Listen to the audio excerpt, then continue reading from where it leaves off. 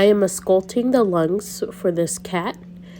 Each side has 9 sites that you want to visit. Each site should be listened to for around 5 seconds in order to identify any abnormal sounding breathing. A few abnormal sounds that could be heard are wheezing, huffing, or whistling. In order to listen to lung sounds clearly, it is best to be in a quiet room with very little distraction.